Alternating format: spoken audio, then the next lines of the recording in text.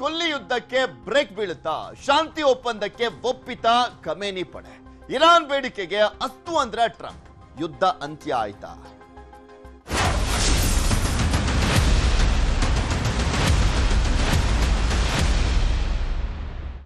ಇಡೀ ವಿಶ್ವವೇ ನಿರೀಕ್ಷೆ ಮಾಡ್ತಾ ಇರುವಂತ ಒಪ್ಪಂದ ಇದು. ಶಾಂತಿ ಮಾತುಕತೆಗೆ ಅಂತಿಮವಾಗಿ ಅಮೆರಿಕ ಮತ್ತು ಇರಾನ್ ಒಪ್ಕೊಂಡಿದೆ. ಜೂನ್ 19ನೇ ತಾರೀಕು ಆ ಒಂದು ವಿಚಾರಕ್ಕೆ ಸಂಬಂಧಪಟ್ಟಂತೆ ಮಾತುಕತೆ ಅಂತಿಮ ಹಂತಕ್ಕೆ ಹೋಗಿ ಸಹಿಯನ್ನ ಹಾಕಲಿದ್ದಾರೆ ಅಂತ.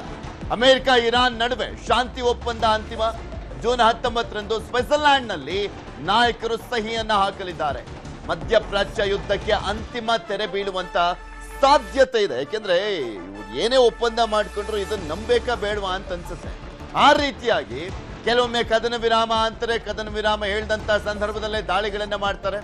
ನಂಬುವಂತ ನಾಯಕತ್ವ ಆಗ್ಲಿ ನಾಯಕರು ಇಲ್ಲ. ಇಲ್ಲಿ ಅಮೆರಿಕ ಅಧ್ಯಕ್ಷ ಟ್ರಂಪ್ ಇಂದ ಹಿಡಿದು ಹುಚ್ಚುಚ್ಚು ನಿರ್ಧಾರಗಳನ್ನ ಯಾವ ರೀತಿಯ ಕೈಗೊಳ್ತಾ ಇರ್ತಾರೆ ಎಲ್ರಿಗೂ ಗೊತ್ತಿರುವಂತದ್ದು. ಸೊ ಹೀಗಾಗಿ ಫೈನಲಿ ಅಂತಿಮ ಒಪ್ಪಂದಕ್ಕೆ ಬರಲಾಗಿದೆಯಾ ಅನ್ನುವಂಥದ್ದಕ್ಕೆ ಮುಂದಿನ ದಿನಗಳಲ್ಲಿ ನೋಡ್ತಾ ಹೋಗ್ಬೇಕು. ಸಹಿ ಹಾಕಿದ ಬಳಿಕನೂ ಕೂಡ ಒಪ್ಪಂದಕ್ಕೆ ಸಹಿ ಬಗ್ಗೆ ಅಮೆರಿಕ ಅಧ್ಯಕ್ಷ ಟ್ರಂಪ್ ಟ್ವೀಟ್ ಅನ್ನು ಮಾಡಿರುವಂಥದ್ದು.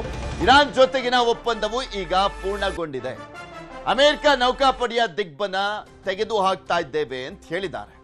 ವಿಶ್ವದ ಹಡಗುಗಳೇ ನಿಮ್ಮ ಎಂಜಿನ್ಗಳನ್ನ ಸ್ಟಾರ್ಟ್ ಮಾಡಿ ಅಂತ ಬೇರೆ ಹೇಳಿದ್ದಾರೆ.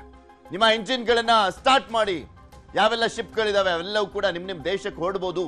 ಇನ್ನ ತೈಲವು ಮುಕ್ತವಾಗಿ ಹರಿಯಲಿ ಅಂತ ಟ್ರಂಪ್ ಪೋಸ್ಟ್ ಅನ್ನು ಮಾಡಿರುವಂಥದ್ದು. ಅಮೆರಿಕ ಇರಾನ್ ಶಾಂತಿ ಒಪ್ಪಂದಕ್ಕೆ ವಿಶ್ವಸಂಸ್ಥೆ ಸ್ವಾಗತವನ್ನ ಕೋರಿದೆ. ಅದೊಂದೇ ಮಾಡ್ಲಿಕ್ಕಾಗೋದು ವಿಶ್ವಸಂಸ್ಥೆ ಕೈಲಿ ಮಾಡಿದ್ದಾರೆ. ಇದೆಲ್ಲದ್ರ ಬಗ್ಗೆ ಇನ್ನಷ್ಟು ಮಾಹಿತಿಯನ್ನ ಕೊಡ್ತಾ ಹೋಗ್ತಾರೆ. ನ್ಯೂಸ್ ಡೆಸ್ಕ್ ಇಂದ ನೇರ ಸಂಪರ್ಕದಲ್ಲಿ ಜಾಯ್ನ್ ಆಗಿದ್ದಾರೆ ನಮ್ಮ ನ್ಯೂಸ್ ಎಡಿಟರ್ ಆಗಿರುವಂತ ಡಾಕ್ಟರ್ ರಮೇಶ್ ಕುಮಾರ್ ಜೋಲ್ದಾಳ್. ರಮೇಶ್, ತುಂಬಾ ಕುತೂಹಲ, ನಿರೀಕ್ಷೆ, ಆತಂಕ ಎಲ್ಲವನ್ನು ಕೂಡ ಸೃಷ್ಟಿ ಮಾಡಿದಂತ ಒಪ್ಪಂದ ಇದು. ಇಡೀ ವಿಶ್ವ ತುಂಬಾ ಕಾತರದಿಂದ ಕಾಯ್ತಾ ಇತ್ತು, ಯಾವಾಗ ಒಪ್ಪಂದ ಆಗಿ ಶಾಂತಿ ಮಾತುಕತೆ ಆಗಿ ಈ ಯುದ್ಧ ನಿಲ್ಲುತ್ತಪ್ಪ ಅಂತ. ಫೈನಲಿ ಒಂದು ತೀರ್ಮಾನಕ್ಕೆ ಬಂದಂತೆ ಕಾಣಿಸ್ತಾ ಇದೆ. ಜೂನ್ 19ನೇ ತಾರೀಕು ಯಾವೆಲ್ಲ ಅಂದ್ರೆ ಪ್ರಮುಖಾಂಶಗಳನ್ನು ಉಲ್ಲೇಖ ಮಾಡ್ತಾ ಈ ಒಪ್ಪಂದಕ್ಕೆ ಸಹಿ ಹಾಕ್ಲಿಕ್ಕೆ ಮುಂದಾಗಿದ್ದಾರೆ ಅಂತ. ಪೃಥ್ವಿ, ನಾವು ಪ್ರಮುಖವಾಗಿ ಗಮನಿಸಬೇಕು, 108 ದಿನ 3 ತಿಂಗಳು ಮೇಲಾಯಿತು ಗಲ್ಫ್ ಕಂಟ್ರೀಸಲ್ಲಿ ಯುದ್ಧ ಶುರುವಾಗಿ. ಅಮೆರಿಕ ಮತ್ತು ಇರಾನ್ ಯುದ್ಧ ಇಡೀ ಜಗತ್ತಿಗೆ ಯಾವ ರೀತಿ ಪೆಟ್ಟು ಕೊಡ್ತಕ್ಕಂಥದ್ದನ್ನು ನಾವು ಕಳೆದ 3 ತಿಂಗಳಿಂದ ನಿರಂತರವಾಗಿ ನೋಡ್ತಾ ಇದ್ವಿ.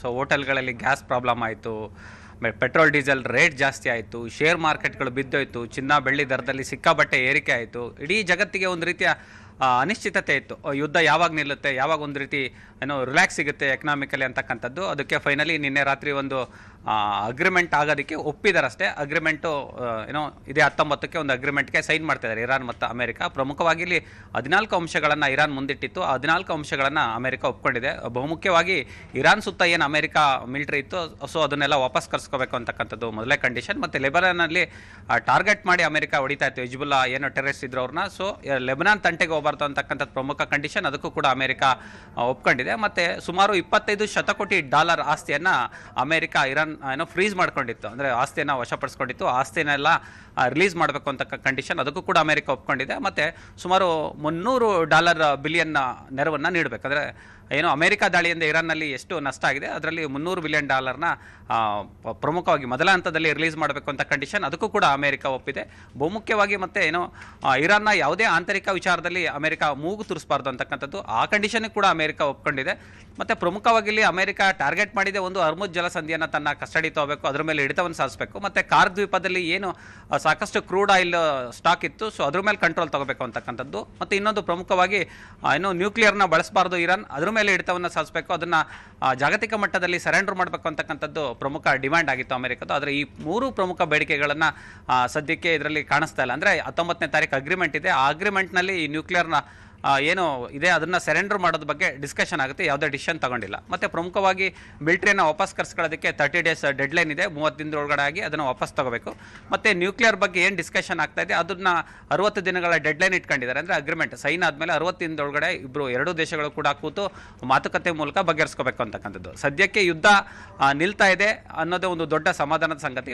ಅದರಾಚೆ ನಾವು ಗಮನಿಸಬೇಕು ಪೃಥ್ವಿಯಲ್ಲಿ ಅಮೆರಿಕ ಸೋಲ್ತಾ ಅಥವಾ ಇರಾನ್ ಸೋಲ್ತಾ ಅಂತ ನೋಡೋದಕ್ಕಾದ್ರೆ ಜಾಗತಿಕ ಮಟ್ಟದಲ್ಲಿ ಚರ್ಚೆ ಆಗ್ತಿರೋದು ಒಂದು ರೀತಿ ಸದ್ಯದ ಪ್ರಕಾರ ಅಮೆರಿಕ ಎಲ್ಲೋ ಒಂದು ರೀತಿ ಸೋತಂತೆ ಕಾಣಿಸ್ತಿದೆ. ಯಾಕೆಂದರೆ ಅಮೆರಿಕದ 3 ಟಾರ್ಗೆಟ್ಗಳು ಇಲ್ಲಿ ಫೇಲ್ ಆಗಿದೆ. ಒಂದು ಕಾರ್ಗ್ ದ್ವೀಪನ ಕಸ್ಟಡಿ ತಗೊಳಕ್ಕಾಗಲಿಲ್ಲ, ಹರ್ಮುಜ್ ಮೇಲೆ ಕಂಟ್ರೋಲ್ ತಗೊಳಕ್ಕಾಗಲಿಲ್ಲ, ಮತ್ತು ನ್ಯೂಕ್ಲಿಯರ್ ಏನಿತ್ತು ಅದನ್ನು ಸೆರೆಂಡರ್ ಕೂಡ ಮಾಡ್ಸೋಕ್ಕಾಗಿಲ್ಲ. ಸೊ ಈ 3 ಟಾರ್ಗೆಟ್ಗಳು ನೆಟ್ಟಿತ್ತು.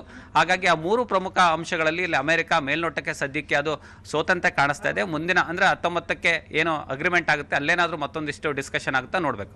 ಮತ್ತು ಪ್ರಮುಖವಾಗಿ ಇಲ್ಲಿ ಜಾಗತಿಕ ಮಟ್ಟದಲ್ಲಿ ಏನೆಲ್ಲ ನಷ್ಟ ಆಯಿತು ಅಂತ ನೋಡಬೇಕು. ಪೃಥ್ವಿ ಗಮನಿಸಬೇಕು. ಅಮೆರಿಕದಲ್ಲಿ ಕೂಡ ಪೆಟ್ರೋಲ್ ಬೆಲೆ ಜಾಸ್ತಿನೇ ಆಗಿರಲಿಲ್ಲ. 1 ಗ್ಯಾಲನ್ಗೆ ಒಂದು ಏನೋ $3 ಇತ್ತು. $3 ಇದ್ದಿದ್ದು $4.25 ಹೋಗಿದೆ. ಅಂದ್ರೆ ಅಮೆರಿಕ ಅಂತ ದೇಶಕ್ಕೆ ಇರಾನ್ನಿಂದ ಕೊಲ್ಲಿ ರಾಷ್ಟ್ರಗಳಿಂದ ಏನು ಎಲ್ಲಾ ರೀತಿಯಲ್ಲೂ ಹೊಡೆತ ಕೊಟ್ಬಿಟ್ಟಿದೆ ಚೈನ್ ಲಿಂಕ್ ಆದಂತ ಹಿನ್ನೆಲೆಯಲ್ಲಿ. ಇದ್ರ ಜೊತೆಗೆ ಪ್ರಮುಖವಾಗಿ ರಮೇಶ, ಇವರಿಬ್ರು ಒಪ್ಪಂದ ಓಕೆ, ಅಮೆರಿಕ ಮತ್ತು ಇರಾನ್.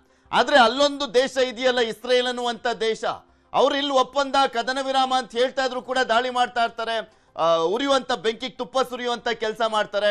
ಅಮೆರಿಕ ಮತ್ತು ಇರಾನ್ ನಡುವಿನ ಒಪ್ಪಂದ ಅದು ಇಸ್ರೇಲ್ಗೂ ಕೂಡ ಒಪ್ಪಿತವಾಗಿದೆಯಾ? ಇಸ್ರೇಲು ಕೂಡ ಅದಕ್ಕೆ ಬದ್ಧವಾಗಿರುತ್ತಾ ಅಥವಾ ಅವ್ರದೇ ಸಪರೇಟ್ ಸ್ಟ್ಯಾಂಡಾ? ಪೃಥ್ವಿ ಒಟ್ಟು 3 ಸಲ ಟ್ರಂಪ್ ಘೋಷಣೆ ಮಾಡ್ತಕ್ಕಂಥದ್ದು. ಇರಾನ್ ಅಗ್ರಿಮೆಂಟ್ಗೆ ಒಪ್ಪಿದೆ, ಸೋಲೊಪ್ಕೊಂಡಿದೆ, ಯುದ್ಧ ನಿಲ್ಲಿಸುತ್ತೆ ಅಂತ 3 ಸಲ ಹೇಳಿದ್ರು. ಅದು ಯಾವುದೇ ಕಾರಣಕ್ಕೂ ಒಪ್ಪಿರಲಿಲ್ಲ. ಕಳೆದ 2-3 ದಿನಗಳಿಂದ ಪಾಕಿಸ್ತಾನದ ನೆಗೋಷಿಯೇಷನ್ಸ್ ಮಧ್ಯಸ್ಥಿಕೆ ವಹಿಸಿ ತುಂಬ ನೆಗೋಷಿಯೇಟ್ ಮಾಡಿ ಅಗ್ರಿಮೆಂಟ್ ಮಾಡಿರ್ತಕ್ಕಂಥದ್ದು. ಹೀಗಾಗಿ ಇಸ್ರೇಲ್ ನಡೆ ಸದ್ಯಕ್ಕೆ ಒಂದು ರೀತಿ ನಿಗೂಢವಾಗಿದೆ. ಅದು ಯಾವುದೇ ಕಾರಣಕ್ಕೂ ಇರಾನ್ ಜೊತೆ ಒಪ್ಪಂದ ಮಾಡ್ಕೊಳ್ಳೋದು ಅಥವಾ ಅಗ್ರಿಮೆಂಟ್ ಮಾಡ್ಕೊಳ್ಳೋದು ಅಥವಾ ಯುದ್ಧ ನಿಲ್ಲಿಸುವಂಥ ಚಾನ್ಸಸ್ ಇಲ್ಲ. ಯಾಕೆಂದರೆ 2-3 ಸಲ ಟ್ರಂಪ್ ಬೇಡ ಅಂದರೂ ಕೂಡ ನೆತನ್ಯಾಹು ಸುಮ್ಮನಿರಲಿಲ್ಲ. ಇರಾನ್ನ ಬಹುತೇಕ ಭಾಗಗಳ ಮೇಲೆ ದಾಳಿ ಮಾಡತಕ್ಕಂಥದ್ದು ನಾವು ಇಲ್ಲಿ ಗಮನಿಸಬಹುದು. ಆದರೆ ಮುಂದಿನ ದಿನಗಳಲ್ಲಿ ಅಮೆರಿಕ ಸೇರಿದಂತೆ ಇತರೆ ಕೊಲ್ಲಿ ರಾಷ್ಟ್ರಗಳು ಇಸ್ರೇಲ್ ಮೇಲೆ ಒಂದಿಷ್ಟು ಒತ್ತಡವನ್ನು ಏರಿ ಜಾಗತಿಕ ಹಿತದೃಷ್ಟಿ ಕಾರಣದಿಂದಾಗಿ ಇಸ್ರೇಲ್ನ ಒಪ್ಪಿಸುವಂತಹ ಸಾಧ್ಯತೆ ಇದೆ. ಹಾಗಾಗಿ ಇಸ್ರೇಲ್ ಕೂಡ ಒಪ್ಪಬಹುದು. ಪ್ರಮುಖವಾಗಿ ಇಲ್ಲಿ ನಾನು ಆಗಲೇ ಹೇಳ್ತಿದ್ದೆ ಪೃಥ್ವಿ, ಜಗತ್ತಿನ ಮಟ್ಟದಲ್ಲಿ ಯಾವೆಲ್ಲ ಸಮಸ್ಯೆಗಳಾಯಿತು ಅಂತ ನೋಡಿ. ಚಿನ್ನ ಬೆಳ್ಳಿ ದರದಲ್ಲಿ ತುಂಬ ಏರಿಕೆ ಆಯಿತು, ಪೆಟ್ರೋಲ್ ರೇಟ್ ಜಾಸ್ತಿ ಆಯಿತು, ಗ್ಯಾಸ್ ಅಭಾವ ಸೃಷ್ಟಿ ಆಯಿತು, ಈಗೆಲ್ಲ ಸಾಕಷ್ಟು ಸಮಸ್ಯೆಗಳಾಯಿತು. ಹೀಗಾಗಿ ಜಾಗತಿಕ ಮಟ್ಟದಲ್ಲಿ ಅಮೆರಿಕ, ಚೀನಾ ಕೂಡ ಇಂಡೈರೆಕ್ಟ್ ಆಗಿ ಎಲ್ಲ ಒಂದು ರೀತಿ ಅಮೆರಿಕಕ್ಕೆ ಒಂದಿಷ್ಟು ಸಂದೇಶ ರವಾನೆ ಮಾಡ್ತು, ಸಪೋರ್ಟ್ ಮಾಡೋ ಮೂಲಕ. ರಷ್ಯಾ ಕೂಡ ಒಂದಿಷ್ಟು ಸಪೋರ್ಟ್ ಮಾಡೋಕೆ ಮೂಲಕ ಅಮೆರಿಕಕ್ಕೆ ಒಂದಿಷ್ಟು ಪರೋಕ್ಷ ಸಂದೇಶವನ್ನು ರವಾನೆ ಮಾಡ್ತು. ಮತ್ತು ವಿಶ್ವಸಂಸ್ಥೆ ಕೂಡ ಒಂದು ರೀತಿ ಮಧ್ಯಸ್ಥಿಕೆ ವಹಿಸಿ ಈ ರೀತಿ ಅಮೆರಿಕ ನೇರಿ ಏಕಾಏಕಿ ಇನ್ನೊಂದು ದೇಶದ ಮೇಲೆ ಹಿಡಿತವನ್ನು ಸಾಧಿಸ್ತಕ್ಕಂಥದ್ದು, ಯುದ್ಧ ಮಾಡ್ತಕ್ಕಂಥದ್ದು, ಇದು ಜಗತ್ತಿಗೆ ಒಳ್ಳೆ ಮೆಸೇಜ್ ಅಲ್ಲ. ಇದರಿಂದ ಇಡೀ ಜಗತ್ತಿನ ರಾಷ್ಟ್ರಗಳಿಗೆ ಸಂಕಷ್ಟ ಎದುರಾಗ್ತಿದೆ ಅಂತಕ್ಕಂಥದ್ದು ಒಂದು ಪರೋಕ್ಷ ಸಂದೇಶವನ್ನು ಕೂಡ ರವಾನೆ ಮಾಡ್ತು. ಎಲ್ಲ ಕಾರಣಗಳಿಂದಾಗಿ ಅಮೆರಿಕನೇ ಒಂದು ರೀತಿ ಎಲ್ಲೋ ಒಂದಿಷ್ಟು ಕೂಲ್ ಆದಂಗೆ ಕಾಣಿಸ್ತಾ ಇದೆ ಸದ್ಯಕ್ಕೆ. 19ನೇ ತಾರೀಕೇನು ಅಗ್ರಿಮೆಂಟ್ ಏನಿಗೆ 14 ಅಂಶಗಳಿಟ್ಟಿದೆ ಅದು ಎಲ್ಲ ಆಲ್ಮೋಸ್ಟ್ ಆಲ್ ಇರಾನ್ ಫಾರ್ ಆಗೇ ಇದೆ. ಇಲ್ಲಿ ಅಮೆರಿಕದು ಯಾವುದೇ ಕಂಟ್ರೋಲ್ ಇರೋ ರೀತಿ ಕಾಣಿಸ್ತಾ ಇಲ್ಲ. ಆದರೆ ಮತ್ತೊಂದಿಷ್ಟು ಏನಾದರೂ ನೆಗೋಷಿಯೇಷನ್ಸ್ ಆಗುತ್ತಾ ಇಲ್ವಾ ಅಂತಕ್ಕಂಥದ್ದು ನೋಡ್ಬೇಕಾಗತ್ತೆ ಪೃಥ್ವಿ. ಓಕೆ, ಧನ್ಯವಾದ ರಮೇಶ್ ನಿಮ್ಮೆಲ್ಲ ಮಾಹಿತಿಗಾಗಿ. ಮುಂದಿನ ಸುದ್ದಿ ಹೋಗೋಣ.